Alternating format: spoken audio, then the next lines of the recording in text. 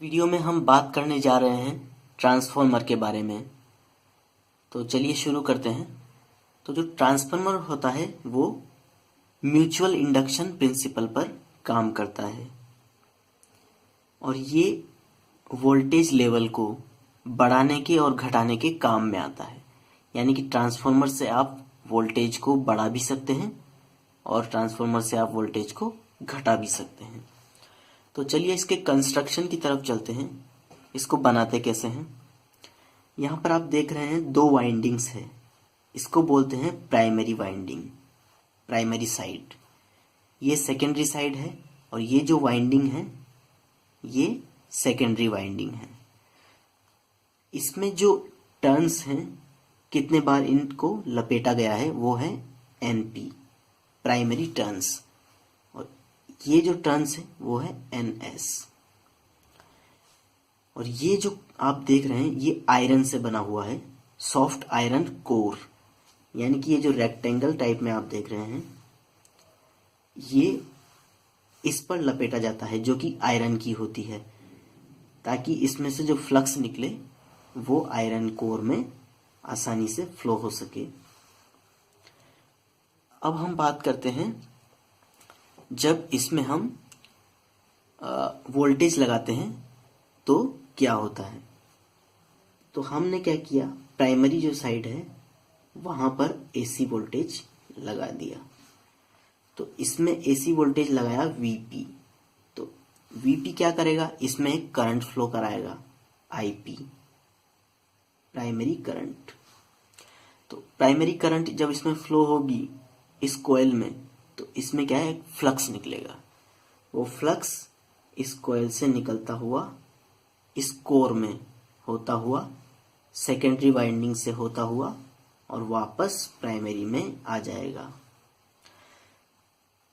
तो ये जो फ्लक्स निकला वो जब सेकेंडरी से निकलेगा तो सेकेंडरी से चेंज होगा। यानी कि सेकेंडरी वाइंडिंग से जब फ्लक्स चेंज होगा तो इसमें एक वोल्टेज डेवलप होगा और वो वोल्टेज होगा इलेक्ट्रोमोटिव फोर्स, यानी कि ES, सेकेंडरी इलेक्ट्रोमोटिव फोर्स।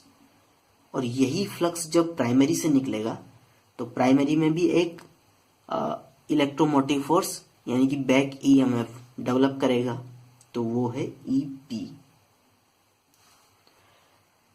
अब अगर ये सेकेंडरी वाइंडिंग अगर बंद हो, इसके दोनों सिरे बंद हो, तो यहां पर एक करंट फ्लो होती है और वो हो जाएगी IS। ठीक है। और इसमें जो वोल्टेज डेवलप होगा वो होगा VS, इसके दोनों सिरों के बीच में। तो ये ऐसे काम करता है। तो जब इसका वोल्टेज बढ़ता है तब तो इसमें फ्लक्स बढ़ता है, और जब इसका वोल्टेज घटता है तो इसमें फ्लक्स घटता है, जिसकी वजह से इसमें फ्लक्स बार बार चेंज होता रहता है और उसी फ्लक्स से ये वोल्टेज इसमें सेकेंडरी में डेवलप होता है। तो ये जो ट्रांसफॉर्मर होता है वो क्या करता है, सिर्फ वोल्टेज को चेंज करता है। यानी कि पावर आपकी होती है वोल्टेज इनटू करंट। तो पावर को ये चेंज नहीं करता है, पावर आपकी कांस्टेंट रहती है, ये वोल्टेज को चेंज करता है। तो मान लीजिए मेरे पास यहाँ पर जो प्राइमरी है उसमें है वोल्टेज VP और करंट है IP, VP और IP। और सेकेंडरी में मुझे मिला VS IS। तो पावर तो आपकी सेम रहेगी। मान लीजिए VS आपका बढ़ गया है, सेकेंडरी वोल्टेज, तो आपकी पावर जब सेम रहेगी तो करंट आपकी क्या होगी, कम हो जाएगी। तो अगर आपका वोल्टेज बढ़ जाता है तो करंट कम हो जाएगी, और वोल्टेज घट जाता है तो करंट बढ़ जाएगी। तो इस कॉन्सेप्ट को आप ध्यान रखें। उसके बाद ये फ्रीक्वेंसी को चेंज नहीं करता है, फ्रीक्वेंसी जितनी है कांस्टेंट ही रहेगी। 50 हर्ट्ज है तो 50 हर्ट्ज ही रहेगी। अब हम बात करते हैं इसमें वोल्टेज के डेवलप होने के बारे में। तो फाई हमारा फ्लक्स है, तो फ्लक्स और जो NS है वो सेकेंडरी टर्न्स हैं।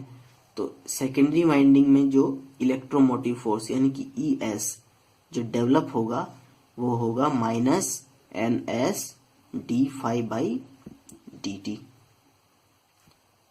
और जो प्राइमरी में डेवलप होगा EP वो होगा माइनस NP d∅dt।